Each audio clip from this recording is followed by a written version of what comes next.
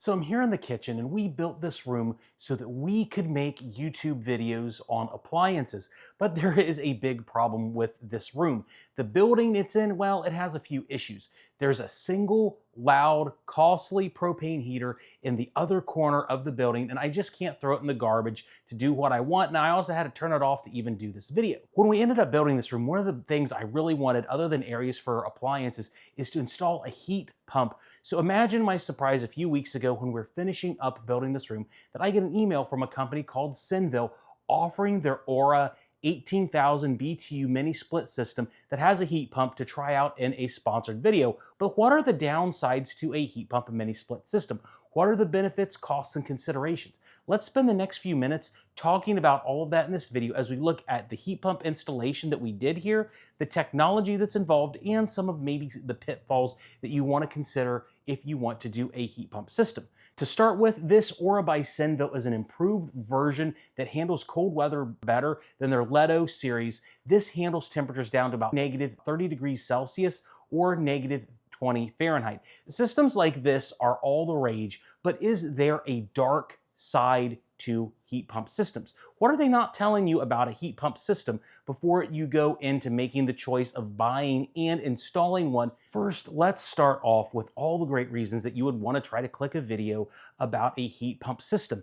As far as our channel goes with appliances, we've talked about heat pump washer dryer combos in the past. I reviewed 3 systems from various manufacturers. But how in the world does heat pump technology and mini splits work? I think the best way to explain it is just to bring in an old faithful air conditioner. If you have a normal air conditioner that I grew up with in a wall, you know the front side is cold and the back side is hot. These are separate parts of the system. And the thing is, with a heat pump mini split system, you have the crazy, amazing, revolutionary idea of just simply taking that hot and cold system and, well, turning it around. We have this system reversed. This is the hot side, this is the cold side. The cold side's outside, the hot side's inside. So this is a balmy 68, 69 degrees in here, and all we've done is just simply turn the machine around. But with a mini split like this, it's all automatic. This in-wall air conditioner is about half as efficient per watt as this Senville unit is. But with the technology part of this out of the way, let's talk about the real reasons that you would probably care more about a mini split, and that is price. The price of mini splits is incredible by comparison to traditional package systems for what you get. Similarly sized traditional packaged AC and furnaces cost a whole lot more to buy.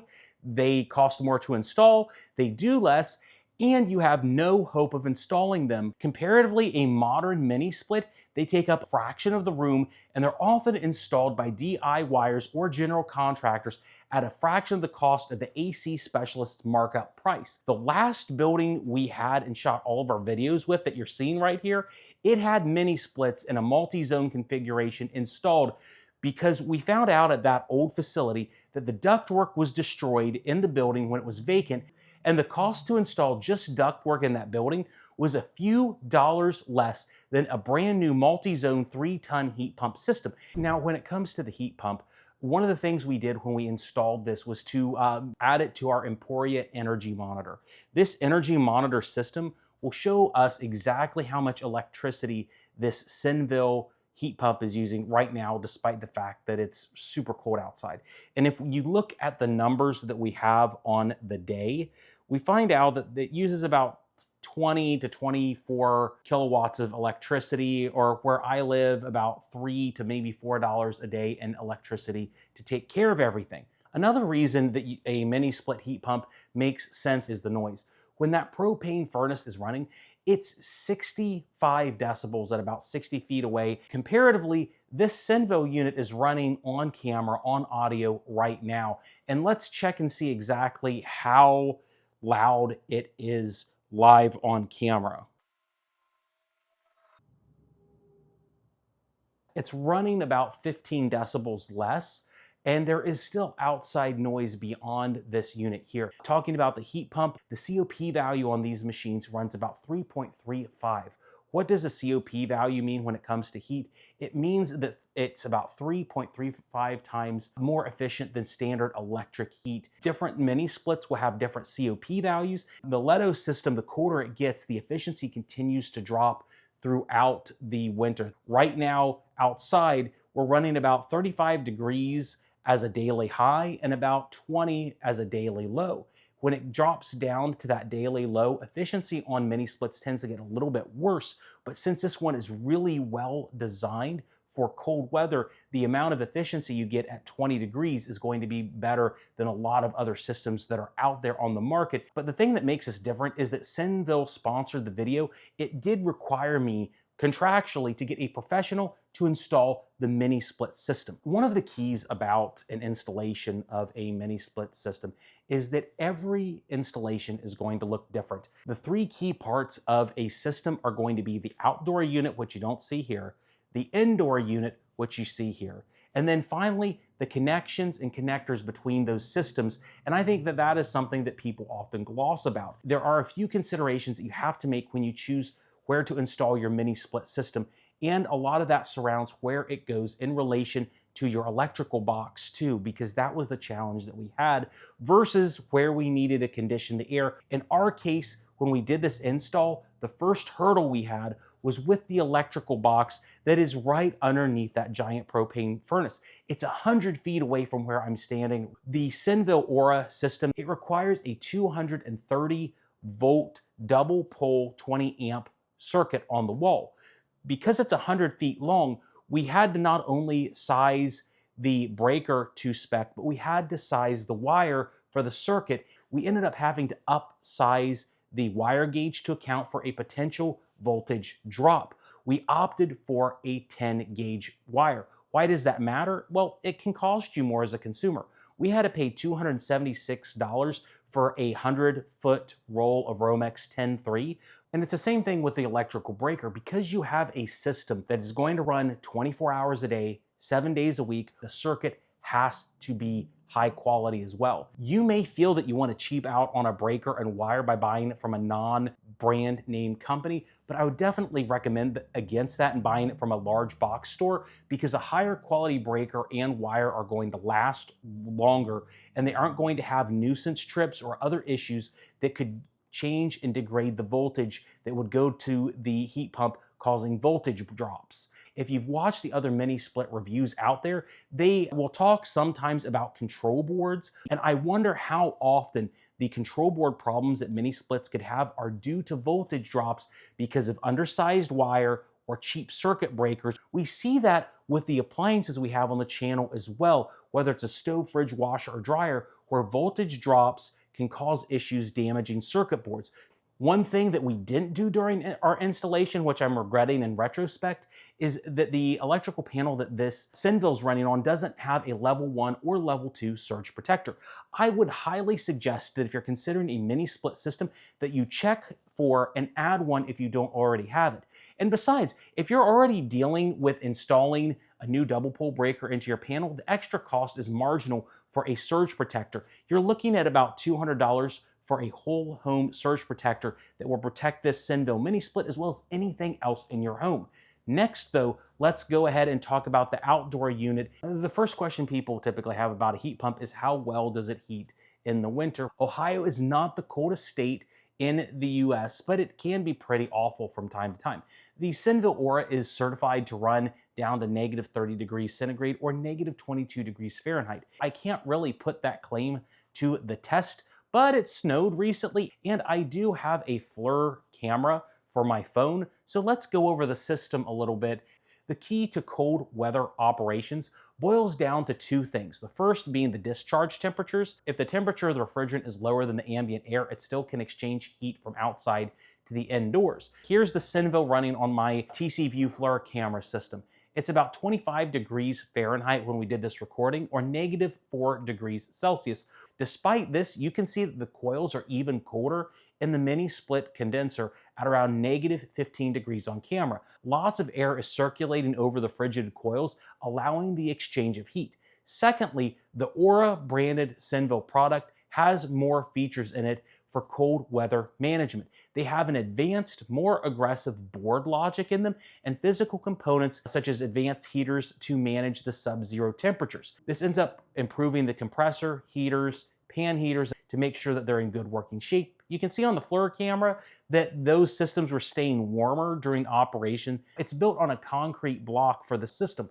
First, we didn't mount it on the wall because I was worried about the massive fan. It could vibrate, causing more noise than the indoor fan does. It's a small but present concern. The second thing about this is that if we put this unit flush on the ground with one of the standard plastic or concrete mounting plates, it would be very dangerous because of the amount of snow that you could get. So the pillar that got installed is about 24 inches off the ground.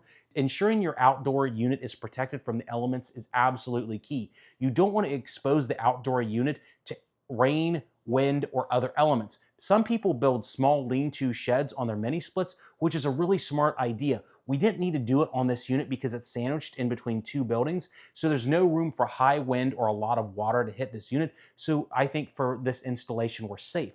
All of the things that we discussed, though, don't even come to the physical installation of the indoor and outdoor units, which for the most part went really well. I did note a few things when they were doing the installation that get glossed over with are the parts where an actual professional comes in on an installation. Senville offers a few great options for the installation, especially when it comes to copper tubing sizes. These kinds of units come pre-charged with refrigerant inside the compressor, and it is designed for 25 feet of line set rather than it being pre-charged in the copper lines themselves. This is what transfers the refrigerant to and from where you are. There's two parts that really get glossed over with when it comes to installations. The first part of this is properly tightening the line sets. The point of a sealed system, regardless if it's a fridge or a mini split, is, well, it needs to be sealed. Because you aren't brazing the copper lines together, you're tightening them with wrenches. If you don't tighten them close enough to torque spec, you could result in the refrigerant slowly leaking out over time, escaping where the copper fittings are. Senville has the torque specs in their manual to follow. You don't want to over tighten it to where you would make righty-tighty become righty-loosey. Another situation of the install is vacuuming the system like you're seeing here. This means you have to have a few additional parts that you would not own otherwise, such as a manifold, gauge set, and then a sparkless vacuum pump. Having these things matters a lot because it pulls out any moisture and non-condensable gases from the copper lines. It ends up damaging the system over the long term as it gets cycled in and out. Vacuuming the system also allows you to pressure test to ensure that the sealed system is exactly that. It's sealed from the inside and out. Having a pre-charged line set is easier for a homeowner to do, but if there's any sort of microscopic leak, well, you're not going to know that because all the refrigerant is in the lines as opposed to all the refrigerant being in the compressor. But having the valve shut off and running that vacuum first helps you out, and that is part of why I think Senville gives such a great warranty, which is the 5-year and 10-year, and all of that brings us back to the studio room with the unit installed. We've been running it for the past few days. I've shot multiple other videos in this room, and the best part is that I just am ignoring it because it's just working like it should. We installed the Alexa app, which enables the unit to be controlled via Wi-Fi smart control. It allows you to operate the unit from anywhere and set schedules or adjust how it operates from your cell phone. You have to install the Wi-Fi dongle into the indoor head. It took me maybe 30 seconds to do, as you see in the video right here. The one thing about this is if you have the Alexa app on a multi-zone system, you can configure each zone by area, which would allow you to optimize for that multi-zone system from your phone rather than have to go to each and every indoor unit with your remote and change it manually. In the end, for the price and ease of the installation, the use case for traditional packaged machines, I think, are dwindling. I can't see myself ever really buying a traditional packaged AC and furnace ever again. A Senville mini split system makes a lot of sense. What are some concerns though when it comes to this system though beyond the installation concerns? Like any appliance on the channel, there is the question of product support from Senville. Who makes Senville and can you get parts for them? Senville units like this tend to be Midea based, and Midea is the company that also builds carrier furnaces. Senville's website has very extensive product support for the parts on this unit. Even beyond their website, there are quite a few parts houses that will carry Midea units for Senville, like Encompass, I believe, who's a company I've dealt with for a long time. Senville HVAC units have specific logic in them, so you do have to probably get their boards from Senville, but I had no problems doing a part lookup on their website. But another advantage that the Senville units have is that they do offer you advanced troubleshooting and engineering modes that allow you to do a lot of diagnostics that normally other companies would gate and prevent you from accessing or paywalling them. I think that's a huge advantage for the Senville systems. These points may be major or minor depending on what you want, but in the end, the unit has wild efficiency, low cost structure, and has a lot of benefits on ease of installation, with the possible trade-off of parts. I guess then the question is, am I going to do a lot of repair videos on this in the future? It's just the question of, do I want to take it apart, pretend that something's wrong with it, and put it back together? Because based on the installation, I think this is going to run for a long time. But if you own a Senville system, let me know in the comments what you think about it, or if you have any other questions. Again, thanks to Senville for sponsoring the video to get this system sent to me. Also, make sure to check the description for a link on where to buy this. And that's all I have for the video today, guys. I hope you have a great day. And again, ask any questions. I'm more than happy to answer them about this or anything else in the studio. See ya.